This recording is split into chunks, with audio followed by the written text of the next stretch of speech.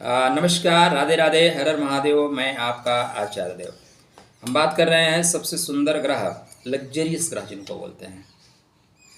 लक्ष्मी पुत्र हैं, सुंदरता के कारक हैं। संसार को सुंदर बना देना उन्हीं के अंडर पुष्टि में आता है। हम आप जो मेंटेन होते हैं ना, अपने आप को बेहतर रखने की स्थिति है, परिस्थिति है, ब्रांड है, वो सब शुक्र के अंडर कष्टे में आता है। तो सुंदर होना, सुंदर खाना, सुंदर रहना, सुंदर होने की चाहत, सब कुछ अच्छा होना, इस शुक्र का प्रभाव है। कलिकाल में लक्ष्मी के कारक माने जाते हैं। ऐसे शुक्रदेव सूर्य नारायण की सिंह राशि में प्रवेश कर रहे हैं, तो शुक्र शेर पे होंगे सवार, ऐसा आप कह सकते हैं।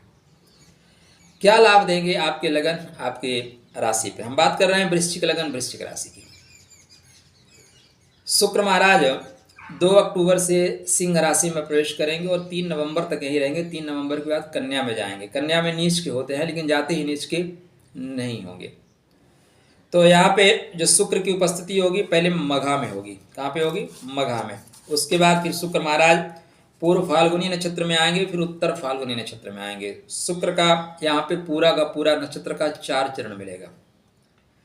केतु के नक्षत्र में जो शुक्र का प्रभाव होता है, तो थोड़ा सा संभालना पड़ेगा। किसी भी बड़े अधिकारी में अगर आप पुरुष वर्ग है तो महिला वर्ग से मत उलझिएगा। महिला है तो पुरुष से मत उलझिएगा, खासकर जब तक मघा में शुक्र महाराज चल रहे हैं। अगर आप उनसे उलझे तो फिर परेशानी होगी। तहस नहस तो नहीं कह सकते, लेकिन परेशानियां आ जाएंगी भाई। क्योंकि मघा का है। मघा क्या होता है कि बहुत तेज तर्राक है, अग्निशिखा जैसा, आकाशीय बिजली जैसा, जहाँ गिरता है ध्वस्त कर देता है। तो यहाँ पे शुक्र अगर आपके विपरीत हुआ तो आपका जो सीनियर अधिकारी होगा वो आपके जस्ट अपोजिट हो जाएगा। तो भैया आप पुरुष है तो महिला से मत भिड़े, महिला है तो पुरुष से मत भिड़े, सीधा सा कॉन्सेप्ट है, चीज़ें ठीक रहेगी। अब चूंकि सप्तम का स्वामी व्यापार का स्वामी कर्मा के घर में जा रहा है, तो पहला पॉइंट है कर्म आपका अच्छा होगा, व्यापार अच्छा होगा। कर्म व्यापार अच्छा ही चलेगा। अच्छा पॉइंट ये है कि आपके जो कर्म के स्वामी हैं वो भी लाभ के घर में जा रहे हैं, तो लाभ होगा। ठीक, कब तक? 18 तारीख तक। 18 के बाद जो परिस्थिति बनेगी उसको संभालिएगा। 18 तक तो ठीक है, 18 के बाद जो परिस्थितियां बनेंगी उसको संभालिएगा। यहाँ पे मघा में और अपने ही नक्षत्र में जब शुक्र जाएंगे बेहतर फल देंगे। इसके बाद जैसे सूर्य नारायण चले जाएंगे द्वादश भाव में, तो यहाँ पे एक्सचेंज योग बनेगा, राशि परिवर्तन योग। राशि परिवर्तन योग तुरंत नुकसान नहीं देगा, लेकिन राशि परिवर्तन योग थोड़ा नुकसान तो देगा। देखिए, द्वादश भाव से जब भी राशि परिवर्तन होता है ना, अच्छा नहीं होता। द्वादश भाव क्या है? खर्च करने का है। परिस्थितियां कुछ ऐसी क्रिएट होती हैं कि आपको ना चाहते हुए भी खर्च करना पड़े।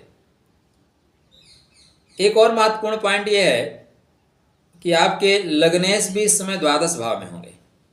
लगन का स्वामी भी द्वादश भाव में, आय का स्वामी भी द्वादश भाव में चला जाएगा।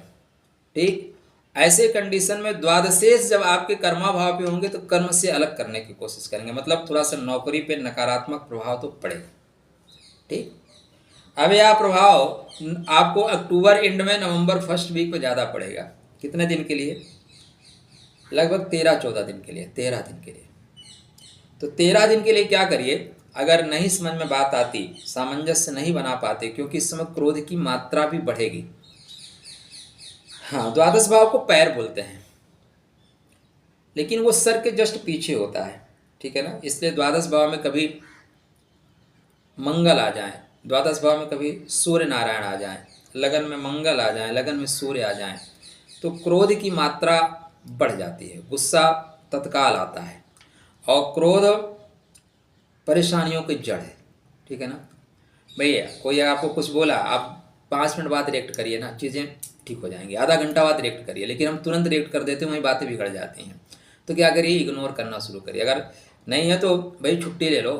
क्या सबसे अच्छा क्या, अगर आपकी छुट्टी इस साल की बची हुई है, आपको लगता है प्रेशर आप नहीं हैंडल कर पा रहे हो, तो लास्ट वीक और फर्स्ट वीक 2 हफ्ते छुट्टी मार दीजिए, चीज़ें हम बैलेंस कर जाएंगे। पहले कोशिश करिएगा, बैलेंस करने की कोशिश करिए। ये परिस्थितियाँ आपको अक्टूबर लास्ट वीक में बता रहा हूँ, उसके पहले घटित हो, उसके पहले क्या करिएगा, सूर्य नारायण को मजबूत कर लीजिए। ओम गृण सूर्याय नमः, या आदित्य हृदय स्त्रोत का पाठ करिए, एक अनार लीजिए, उसको बीच से फाड़िए, आधा घंटा सूरज की रोशनी में रखिए, खा लीजिए, चीज़ें आपके कंट्रोल में रहेंगी। मंगल महाराज द्वादश में जा रहे हैं, तो खष्टम भाव के स्वामी द्वादश में जा रहे हैं, शत्रुओं का विसर्जन हो जाएगा, तो जो आपसे टकराएगा वो भी चूर चूर हो जाएगा। कहीं उसके चूर चूर करने के चक्कर में आप भी चूर चूर ना हो, ये परेशानी है। तो यहाँ पे व्यवसाय का तो आपके विकास हो रहा है, विदेश से लाभ होता हुआ दिखाई दे रहा है। तो देखिए भाई, यह स्थिति 3 नवंबर तक बन रही है और 24 नवंबर तक तो आपको लाभ हो रहा है, ठीक है ना। तो 24, 6, 30 से 31, 7, 3, 10 दिन संभालना है। कितने दिन? 10 दिन संभालना है। तो 10 दिन संभाल के चलिए, 10 दिन में ऐसा कोई पहाड़ नहीं टूटेगा। तो इस समय परिस्थितियों पे तुरंत रिएक्ट मत करिएगा। कोई भी चीज़ें सीनियर अधिकारी बोला, तुरंत रिएक्शन करने की जरूरत नहीं है। ठीक है सर, हम बोलते हैं, देखते हैं, फिर से रिप्लाई करेंगे। आपको कुछ बोला लिखित में दे दो, ठीक है सर, मैं अभी ड्राफ्ट तैयार करके दे रहा हूँ आपको। मतलब एक चीज़ याद रखेगा, वो जितना तेज़ी से बोले ना, आप रिलैक्स से बोलिए, वो चीज़ें जम ठीक हो जाएंगी। आप क्रिया की प्रतिक्रिया करेंगे, फंस जाएंगे सर, क्योंकि सूर्य और मंगल दोनों द्वादश में आपके जाएंगे। तो हमारा काम है आपको जागृत करना, ठीक है ना। ये डराना नहीं, डरा नहीं रहा हूँ, जागृत कर रहा हूँ। बकाया सूर्य नारायण के नक्षत्र पे गोचरी स्थित मौका मिले तो आपको दूंगा ही, तो वहाँ से सारी चीज़ें कलेक्ट कर लीजिएगा। भाई अगर चैनल को सब्सक्राइब नहीं किया है तो कर लीजिए ना। और खुश रहिए, स्वस्थ रहिए, मुस्कुराते रहिए। राधे राधे।